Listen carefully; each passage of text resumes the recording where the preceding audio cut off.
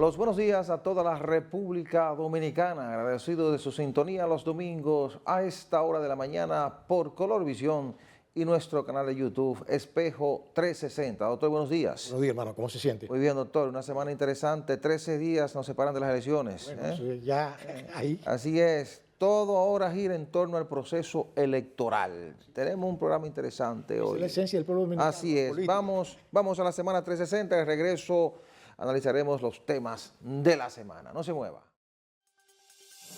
¿Qué tal, amigos? Bienvenidos a la semana 360. La Asociación Dominicana de Profesores, ADP, dejó las aulas para desarrollar una jornada de protestas en demanda de un aumento salarial de un 20% y otras reivindicaciones, con una concentración en la capital y protestas en 18 demarcaciones del país, así como paros escalonados hasta el 10 de mayo. Diversos sectores han calificado las protestas de políticas porque su presidente, Eduardo Hidalgo, es dirigente del opositor PLD, mientras que el ministro de Educación, Ángel Hernández, respondió con un aumento de un 8% que los maestros han rechazado. Eduardo Hidalgo, presidente de la ADP, advirtió que el gobierno rompió el diálogo que tenían con educación al disponer de ese aumento de manera unilateral. El presidente y candidato a la reelección por el Partido Revolucionario Moderno, Luis Abinader, ha afirmado que en un próximo mandato habría una segunda ola de eliminación de instituciones públicas como parte de las acciones para eficientizar el gasto público. Al participar en el encuentro con candidatos presidenciales de la Asociación Nacional de Empresas e Industrias de Herrera, Abinader dijo que eliminarían 8 o 9 instituciones o quizás creen 2, y precisó que ese sería uno de los elementos del pacto nacional que promovería si ganan las elecciones, que implicaría una reforma tributaria para incrementar los ingresos para resolver los problemas de salud, educación, inseguridad, construcción de las estructuras básicas y para la sostenibilidad de la deuda. El expresidente y candidato presidencial de la Fuerza del Pueblo, Leonel Fernández, afirmó que el gobierno de Luis Abinader ha mantenido 45 meses de inflación porque las políticas destinadas a contener las alzas de precios han sido inventos que no han funcionado. El líder político opositor precisó que cuando la pandemia disparó los precios, en lugar de aumentar la producción de alimentos, el gobierno incrementó las importaciones con financiamientos públicos y libres de pago de aranceles para bajar los precios. Fernández prometió que de ganar las elecciones incrementará la producción nacional, el empleo e impulsará medidas para el desarrollo del país. En tanto que el candidato presidencial del PLD, Abel Martínez, ha prometido resolver el problema de la mafia de indocumentados haitianos, al precisar que para reducir la presencia de haitianos ilegales en el país es necesario desmontar la mafia que permite la entrada de miles de haitianos al territorio nacional, eliminar la venta de visas al tiempo que favorece continuar la construcción del muro fronterizo, pero visto como una barrera económica, jurídica y operativa. En el plano internacional, el Consejo Presidencial Haitiano nombró un presidente de ese organismo y un primer ministro, aunque horas después afloraron diferencias con algunos sectores que entienden que 4 de los 7 miembros se aliaron para realizar nombramientos obviando el protocolo de votación establecido. En tanto, la comunidad internacional aplaudió los avances alcanzados y muestran esperanzas de que se puedan crear las condiciones para la pacificación de ese país, asediado por pandillas de delincuentes, y realizar elecciones libres en el 2026. En Colombia, el presidente Gustavo Petro denunció el robo de 1 millón de armas y municiones de 2 bases militares, incluidos misiles, granadas y explosivos, que atribuyó a redes de tráfico vinculados a grupos ilegales colombianos y extranjeros que probablemente llegaron a Haití. Las armas y municiones fueron robadas de las bases militares Tolemaida y La Guajira, desde donde Haití está a 7 horas en lancha rápida. En Caracas, Venezuela, el fiscal general Teret William Saab solicitó una nueva orden de captura y extradición contra los opositores Leopoldo López y Julio Borges, ambos exiliados, a quienes acusó de recibir beneficios por más de $1.000 millones a través de contratistas vinculados a la trama de corrupción PDVSA Cripto. Hasta aquí la semana 360.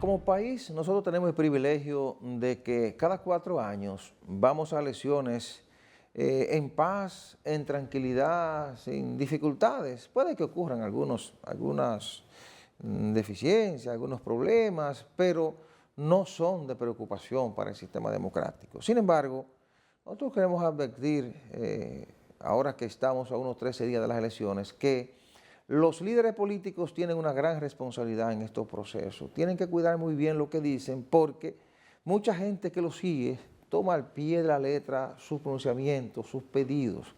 Y lo digo porque en los últimos días ha habido pronunciamientos de líderes políticos importantes pidiendo a su militancia que destruyan las carpas si es que las instalan en cerca de los centros de votación, o que defiendan con su vida el voto. Eso eran otros tiempos, ya eso no es necesario, ya hay estructura, hay unos sistemas muy bien establecidos que garantizan el derecho al voto a la gente. Yo creo que tanto los que han sido señalados como dirigentes de partidos que en algún momento o en las elecciones pasadas violaron las normas y que fue motivo de informes de organismos internacionales que participaron como observadores por la instalación de carpas de los promotores.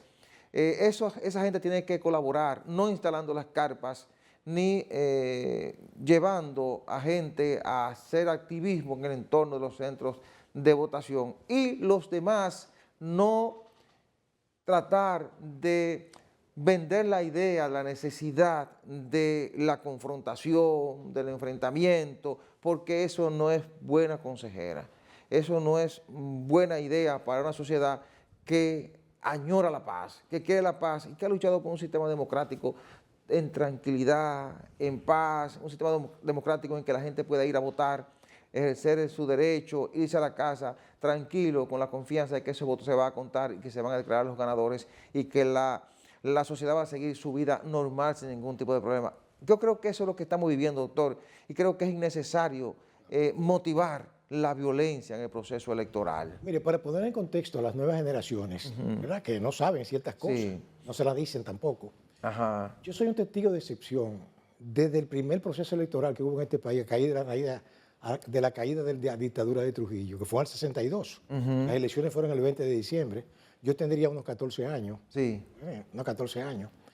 Y yo recuerdo que había una campaña, había ¿cómo diría yo? Una contradicción política entre la Unión Cívica Nacional, que era el partido de la oligarquía, de la derecha antitrujillista, y el PRD, que era el partido con Bosch a la cabeza. Sí. El doctor Viriato Fiallo dijo en una alocución que yo la escuché, yo la oía, decía, 7 látigos para los trujillistas.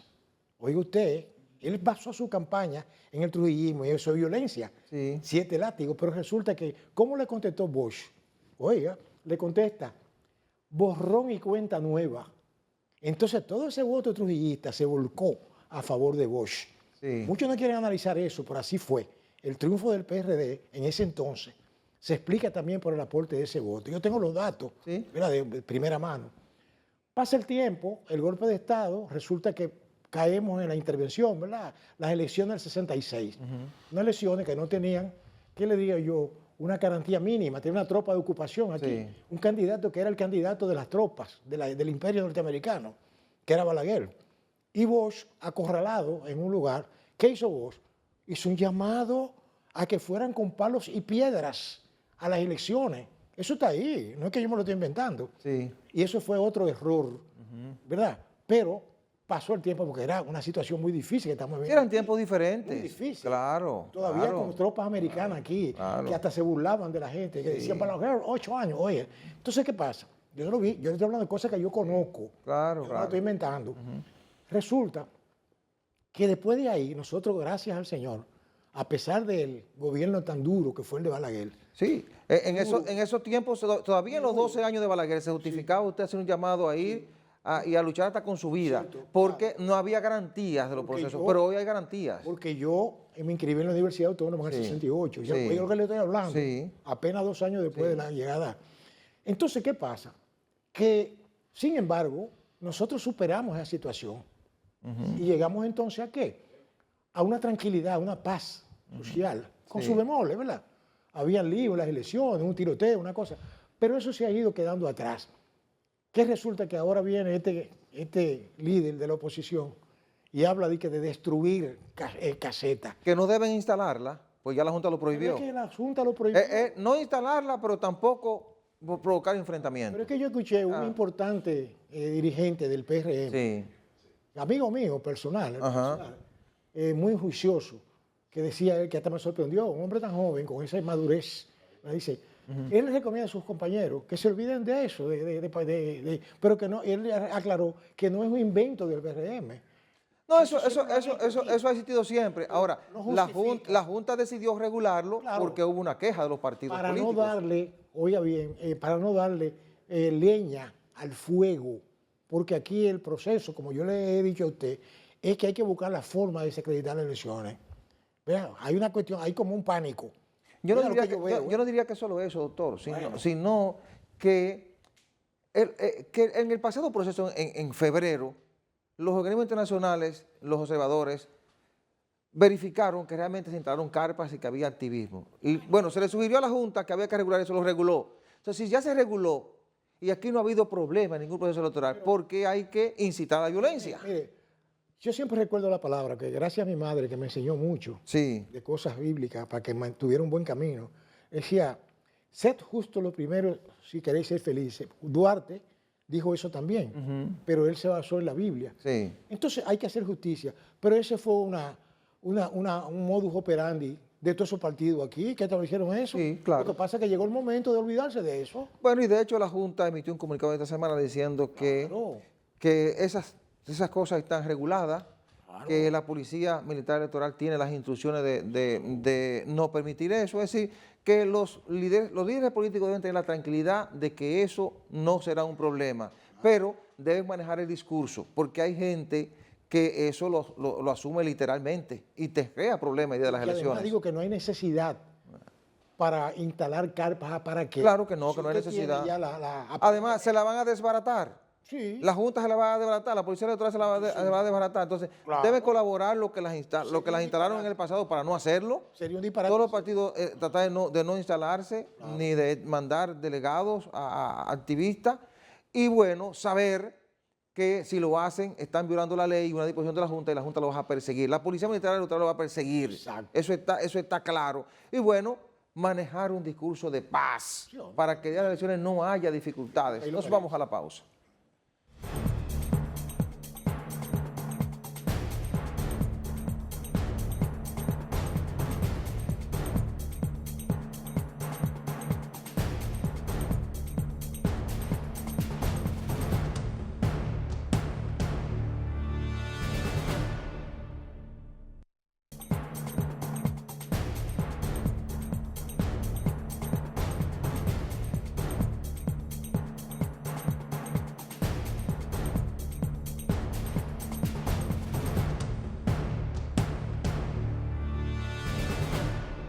Pues uno tiene que aspirar a que todo transcurra con normalidad en este proceso electoral. Yo no veo razones por qué las cosas puedan ser diferentes a como han sido en otros tiempos, porque las cosas lucen como tan definidas, doctor.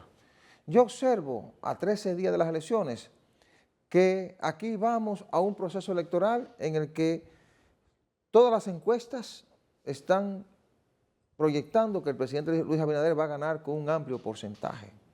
Y que, bueno, hay una competencia en la oposición entre el presidente Leonel Fernández y Abel Martínez del PLD por la segunda posición. Aunque la oposición maneja el discurso de que ellos están trabajando para forzar una segunda vuelta. Eso es lógico en un país donde tú tienes un sistema en el que se gana con el 50+1 de los votos válidos emitidos. Parece que ellos observan una posibilidad. Desde fuera, por las encuestas que se publican o por lo que uno ve, uno lo que deduce es que el presidente tiene todas las posibilidades de pasar en primera vuelta y con un amplio porcentaje. Eso nos indica a nosotros que vamos a un escenario en el que, independientemente de que la oposición esté trabajando para una segunda vuelta y que ve esa posibilidad, la realidad te marca que el presidente Abinader pudiera estar pasando en primera vuelta con un porcentaje incluso por encima de un 60%, según lo que proyectan las encuestas. Mire, a mí me dijo un conocedor de la política. Usted sabe que en la Facultad de Derecho, en mi época, Sí. había muchas materias de política también. Sí. Y muchos de ellos terminaron siendo políticos. Sí, ¿verdad? claro. Y después se engancharon abogados, pero eran políticos. O terminaron estudiando ciencia política luego. Exactamente, Claro. sí. Digo se engancharon porque la que decayó el dinerito era sí. la abogacía. Resulta que ese tipo de posición de la oposición, valga la aparente redundancia, me lleva a mí a varias lecturas.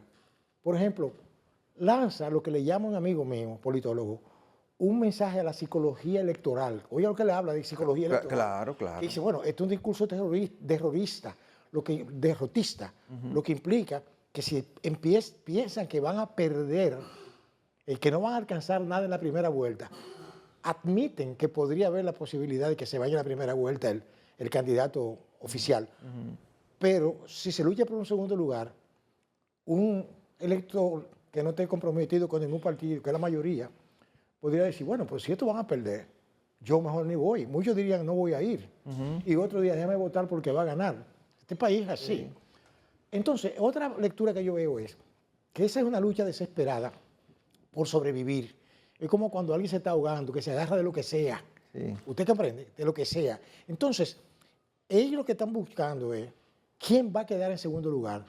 Porque yo veo, ojalá yo estar equivocado, a mí me gustaría que... No, que eso es determinante, tanto para Fuerza del Pueblo como para el PLD, es determinante quién quede en segundo lugar. Primero, pues si hay una segunda vuelta, y segundo, para sobrevivir como partido. Sin embargo, fíjese, es más contundente para un PLD que tiene 50 años y que manejó el poder, que hasta los 3 periodos de Leonel fueron del PLD, ¿verdad? Y los 2 de Danilo del PLD. Oiga bien, es así. Es demoledor quedar en tercer lugar. Pero ven acá.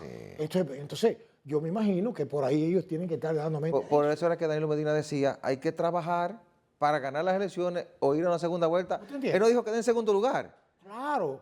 Pero lo que estaba diciendo era, y en un momento lo dijo claro, que a ellos están jugando la existencia como partido político. Porque si quedan en tercer lugar, pudiera Fuerza del Pueblo nutrirse con mucha gente del Partido de la Liberación Dominicana. Ellos lo saben, ellos lo saben. Es una lectura política, yo no diga eso. Pero hay otra lectura, y es la siguiente, el aspecto del dinero. Ah, sí. Por ejemplo, no, como quiera van a recibir el mismo dinero. Porque ahí van a desaparecer una serie de ventorrillos politiqueros. No tanto. De todos los colores. No tanto. ¿Sabe por qué? Porque aquí hay una trampa en esa ley de partido. ¿Sabe por qué? Porque con un regidor que usted saque, sigue siendo un partido político. Pero que ese es el problema que tenemos aquí, que nos resistimos al cambio real. Usted comprende, vamos a seguir con eso. Desapareceremos la generación mía. Habrá que modificar la ley para eso. Claro que sí. Entonces, por eso digo que el Congreso, la gente debe aprender a votar aquí. No se lo va a enseñar un político, que no le interesa eso. Tiene que aprenderlo en el sistema. ¿Por qué? Porque un Congreso unicolor no le conviene al país ni a la democracia. Pero hacia allá vamos, parece ser. Porque el PRM, este es el momento del PRM, parece que va a ganar la presidencia, el control del Senado, de la Cámara de Diputados, y ya tiene el control de las alcaldías. Mire, le voy a decir una cosa, a mí no me gusta ser profético en nada, porque yo no creo ni privo de eso, pero acá habrá muchos momentos de dolor y difíciles cuando te impongan una regla que no haya forma de discutirla. Cuando usted tiene tanto control, se impone la responsabilidad suya como líder. Pero claro, es un porque sutilmente, te va a caer la responsabilidad de todo lo que se decida. Como dicen los franceses, à mon avis, o sea, desde mi punto de vista, es una especie de sutil dictadura legal. Oiga bien, porque dictadura es imponer, que no es tiranía, es dictadura. Claro. Entonces, en conclusión, yo creo que si hay un Congreso multisectorial, ¿verdad? Aunque haya mayoría de la gente del gobierno, por ejemplo, pero que tengan que sentarse, porque hay mayoría definitiva, claro. Para reformar la Constitución, se requiere un 75% y una Asamblea Nacional. Entonces yo digo que tiene que el electorado entender que no solamente es echando un voto para lo que coja mi voto, como dice el pueblo, no, es con conciencia, decir, espérate, cuando hay que discutir las cosas, que usted no puede poner a todo el mundo ahí tampoco. No, porque de ese debate que va a salir el acuerdo en el que debe estar presente el interés de la colectividad, no de un sector en particular. Pero, aclaro algo, no estoy diciendo que todo el que llegue al Congreso tiene que ser un intelectual. No, claro que no. Un profesional, no. Es que aquí la dictadura del dinero, oiga, la dictadura, la tiranía del dinero impuso que los líderes, yo se lo dije en una ocasión hace mucho aquí, en este programa, desaparecieron. El tipo del barrio que había un problema, se ponía grave una señora, vamos a llevarla al hospital. Sí, sí. Ese es un líder social. Esos tipos quedaron fuera. Eso cambió, sí. ¿Usted entiende? El dinero se impuso. Porque el dinero, no solamente el dinero de un origen Dudoso. Sí, así es, doctor. Pero la oposición está en lo correcto. Tiene que tratar de vender la idea de que va a ganar las elecciones, aunque no la vaya a ganar. No, claro. Y de que puede forzar una segunda vuelta, aunque no haya la posibilidad de hacerlo, para que su gente mantenga ese espíritu de lucha y vaya a votar. Sí, para que la maquinaria se mueva. Pero no hacerse campaña sucia entre ellos. Ah, bueno, eso es otra cosa. Oiga usted, Pero en sentido general lo que observo es que esto parece estar definido a 13 días. Abinader parece que va a ganar las elecciones con un elevado porcentaje, según lo que proyectan las encuestas, lo que uno puede deducir. Va a tener control del Congreso Nacional, como tiene de los ayuntamientos. Claro que sí. Y la oposición, bueno, se va a disputar un segundo lugar y que va a ser determinante en la vida institucional de esos partidos a partir de los próximos meses, ¿verdad? A partir de que pasen las elecciones nacionales. Nos vamos a la pausa.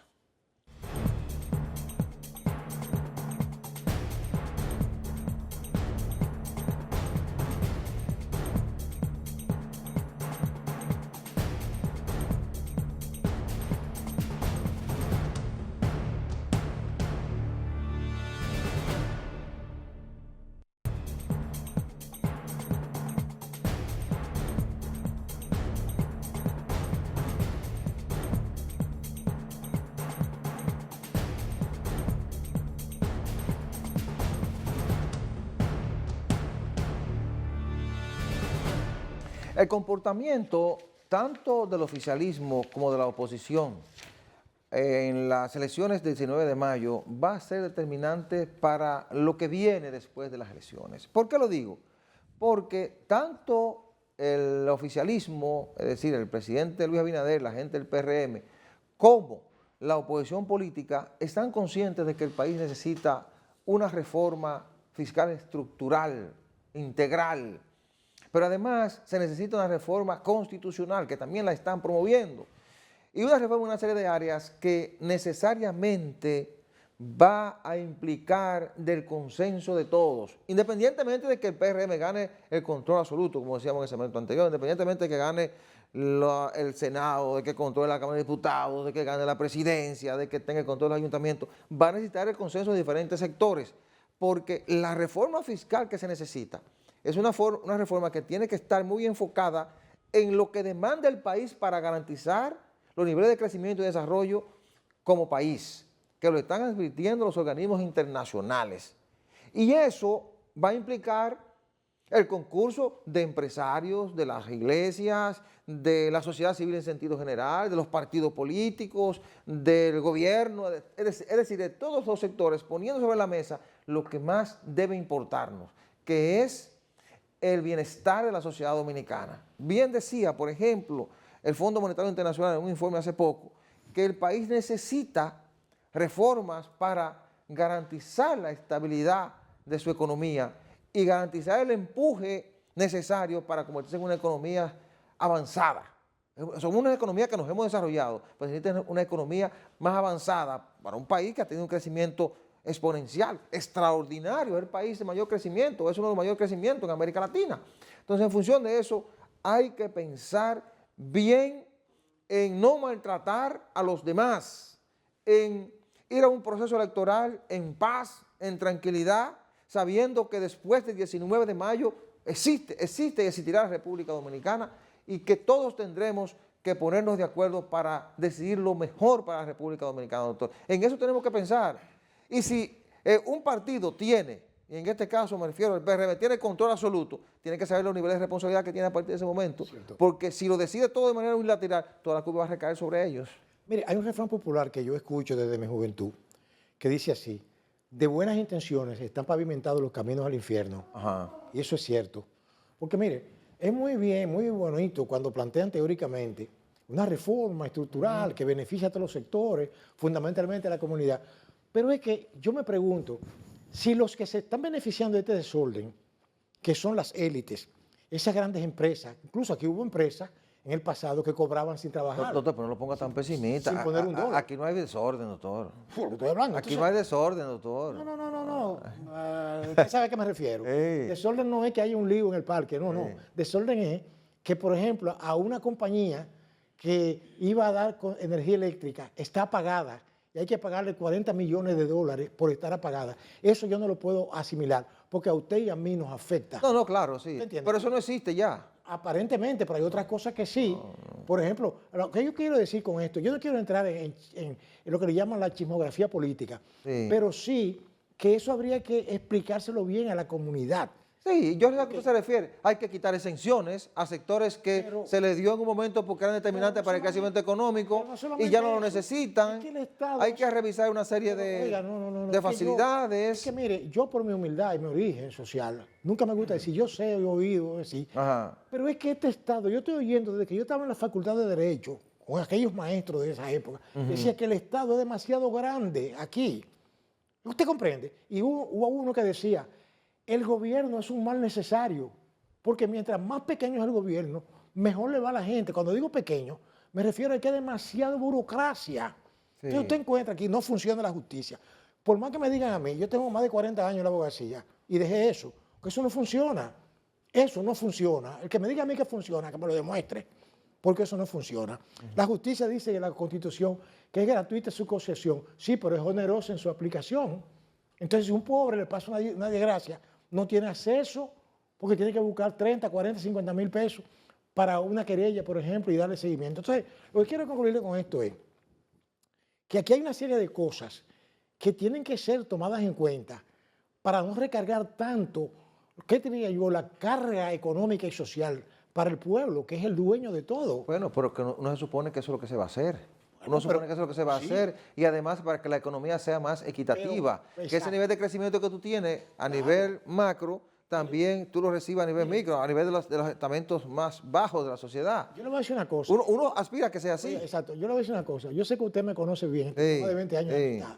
Mire, yo en uno de los programas dije que yo era como medio anárquico y después aclaré que no era la anarquía desde el punto de vista de desorden, Sí. sino de idea política. Y después me recordé que no, que se dice ácrata. O sea, yo le digo la verdad, demócratas, democracia, socialismo, no, yo no. Eso tiene su forma de aplicarlo. El socialismo fracasó. Oiga bien, ahora el socialismo que funcionó es el de los países fríos, que es un socialismo más ¿verdad?, capitalista.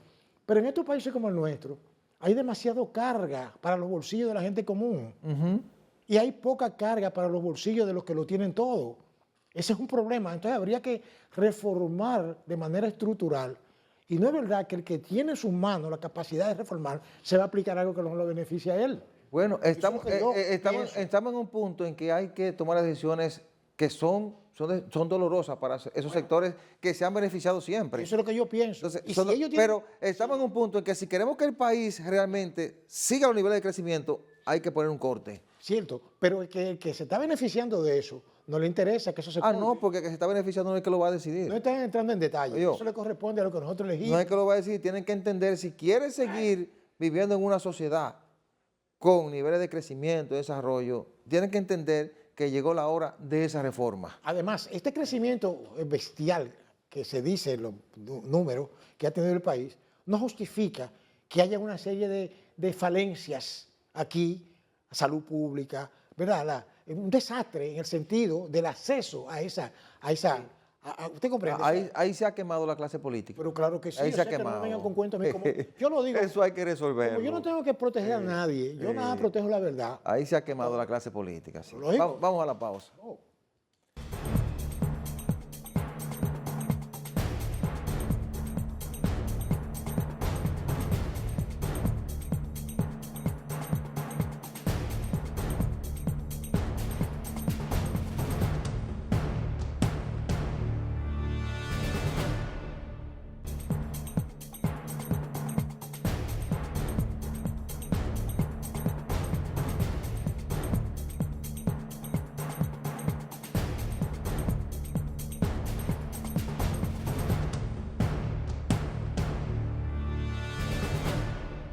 De todos los países del globo terráqueo, el que mejor debería conocer a Haití somos nosotros.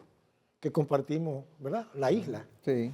Y además estamos ligados a la historia haitiana, Ya. queramos o no, porque nuestra independencia, si se llama así, o separación, como dicen algunos, viene de ahí también. Fíjense, ¿por qué le digo esto? Porque nosotros no conocemos la realidad haitiana. Yo, por ejemplo, tengo muchos amigos haitianos y me quiero actualizar siempre con ellos, que están al tanto, ¿verdad? Y están pendientes de sus asuntos. Tengo varios amigos que trabajan cerca de donde yo vivo y entonces conversamos a veces, Sí. y practico mi francés con ellos, porque fueron a la escuela y hablan francés y hasta me enseñan un poquito de creol. Fíjense esto, resulta que me dice uno de los amigos míos que el Consejo Presidencial, ellos no lo aceptan. Pero no es que no lo acepte la élite, dice, pues esa es una élite, oigan cómo ellos hablan, esa es una élite, lo que forman ese consejo es una élite. Entonces yo dije, bueno, déjame buscar en los medios, ¿verdad?, internacionales, a ver, y resulta que ahí aparece un líder de banda llamado Vitelón Innocent, oiga esto, que ese tipo dirige una banda, una de las más poderosas, o sea, tuvieron que aliarse Cherisier con él, de lo poderosa que es esa banda.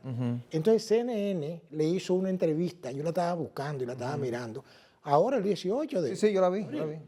Entonces él dice que si no se negocia con ellos, si no se conversa con ellos, la violencia no va a ser detenida, que ellos están de acuerdo, dicen, con tumbar la violencia, pero que ellos necesitan que se hable con ellos, como yo le he dicho a usted siempre. Claro, aquí. ese es su enfoque, claro. Claro, entonces, aparte de eso, hubo un organismo internacional, se llama Crimen Organizado Transnacional, detectó que esas bandas producen cerca de 25 millones de dólares al año Ya. y que ya no necesitan que ninguna de la élite de Haití la financie, porque ellos lo tienen ¿cómo?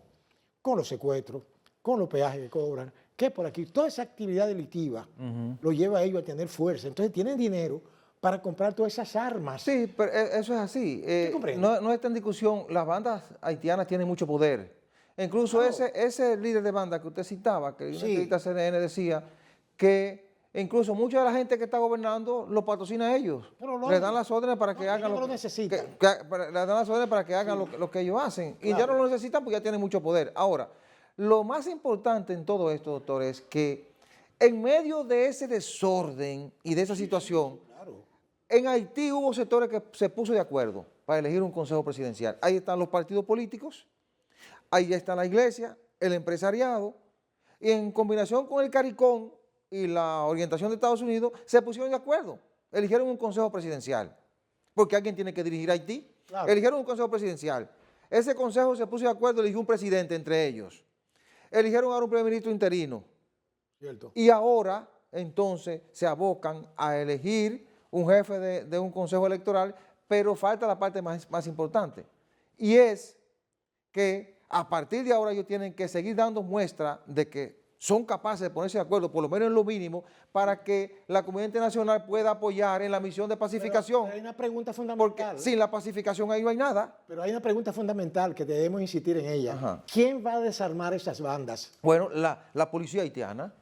La policía haitiana que en algunos aspectos ha demostrado resistencia y está ahí. Entonces la policía haitiana reforzada por la comunidad internacional. Sí, eso significa, o sea, yo quisiera... Entonces Haití se perdió. Oh, pero hermano, es que eso no es fácil. Mire, a mí me dijo ese Mesías, amigo mío, me dice, mire, doctor... Ah, bueno, eso es lo aquí que él le creen que dice. Haití es una cacarita. Eso no es así. Ellos están exigiendo, que ellos dicen que lo culpable, y tienes razón, de esa situación haitiana actual, es toda esa historia de desorden y de, Sí, eso explotación. claro, eso es parte de la historia. Ellos andan buscando, Pero, ellos andan buscando un acuerdo negociado, Ajá. ¿verdad? En la cual baje esa tensión. Pero no es tan fácil. O sea, vuelvo a repetir. ese amigo suyo quiere que le den participación a Cherisier, a esos delincuentes en el gobierno haitiano. No, es que son personas diferentes. Es que lo que le digo, nosotros no conocemos Haití. Nosotros creemos que los haitianos son los que están picando caña o los que están allá en la élite, Bueno, Petionville. No. mire, es difícil porque la comunidad internacional, ni un sector de Haití está dispuesto a negociar con la gente que es responsable de esa cantidad de crímenes Mira, de lesa humanidad. Es una cosa. Pues no lo van a incluir en el gobierno. Déjeme decirle algo. Ahí hay que crear condiciones para institucionalizar ese país, para ver de qué manera eso se arregla. Oiga, la realidad, Las bandas no van a arreglar eso, doctor. la realidad haitiana es tan fuerte. Oiga, como yo le he dicho a usted. Que hay que darle paso a la banda para que gobierne. No, es que usted insiste en un punto que yo no estoy planteando eso. Es que la realidad haitiana se funda en un resentimiento social que han heredado desde el principio. Entonces, fíjense cómo lo tratan los americanos, que lo deportan, lo tiran para afuera. Óyeme, entonces que no lo quieren allí, Caricón no lo quiere, Jamaica no lo quiere. Entonces yo eso... No, pero eso está bien, doctor. No está bien, porque si usted llega indocumentado a un país, hay que deportarlo. Ahora, ¿qué ocurre? Pero aquí no. Usted tiene que poner, nosotros también. Ahora, ¿qué ocurre? Sí. Usted lo que tiene que ser capaz de ponerse de acuerdo en su territorio, que es lo que ellos no son capaces de ponerse de acuerdo. Pero una desacreditada ONU que anda por ahí, con un grupo de vagos que ellos tienen, vienen a ponernos cosas aquí a nosotros, de que no podemos deportar gente de aquí. Creo que usted me está entendiendo. Sí, porque eso es otra parte, esa es la parte de la República Dominicana. Yo me refiero a la parte de los haitianos. Para mí, la parte es de un todo. O sea, una cosa depende de la otra y de la otra y de la otra. El haitiano tiene que resolver él. O sea, la conclusión es esta. Son los mismos haitianos, incluyendo el famoso consejo de esa gente, que tienen que resolver ellos su problema. Claro que sí, claro que ellos, sí. Acompañados por la comunidad internacional. Porque ese país le costó a ellos mucha sangre, sudor y lágrimas. Sí. Y le voy a decir algo que yo le digo a los amigos míos, señores, a nosotros nos conviene que Haití esté tranquilo y en paz. Sí, eso es así. ¿Usted comprende? Claro, No claro. es fácil, eso no es fácil. Claro. Pero bueno, vamos a ver en qué terminan los haitianos, porque ellos Ojalá. tendrán que ponerse de acuerdo. Ojalá. Y yo veo una señal. Sí, ¿no? Yo veo una señal en la luz al final del túnel, y es que por lo menos su clase política ha creado ese consejo, eligieron un presidente, eligieron un primer ministro, ahora que sigan dando pasos en compañía de la comunidad internacional. O sea que, En compañía, porque eso no tiene solución si primero no se pacifica. lo gobiernan Haití, gente que no es haitiana. Bueno, es que en algún momento usted hay que acompañarlo, lo digo. doctor. En algún momento hay que Y eso es lo acompañarlo. que ellos no entienden, ellos no aceptan eso. Ellos si le pone un pie aquí en esta tierra va a tener problemas. Bueno, Vamos a hablar claro. ¿eh? bueno, cuando el desorden se apodera de un territorio, para eso ustedes se asocian a la comunidad internacional, fácil. para que lo ayuden por lo menos en un momento determinado. Exacto. Bien, la semana que inicia va a estar muy sentada en el montaje de las elecciones presidenciales y congresuales, la campaña electoral en su etapa cumbre. Las protestas de maestros por aumento salarial de la crisis haitiana son los temas que seguirán dominando la agenda de los dominicanos. Señores, se nos acabó el tiempo. Muchísimas gracias por la atención prestada. La cordial invitación para el próximo domingo a la misma hora y por este canal. Buena suerte, buenos días.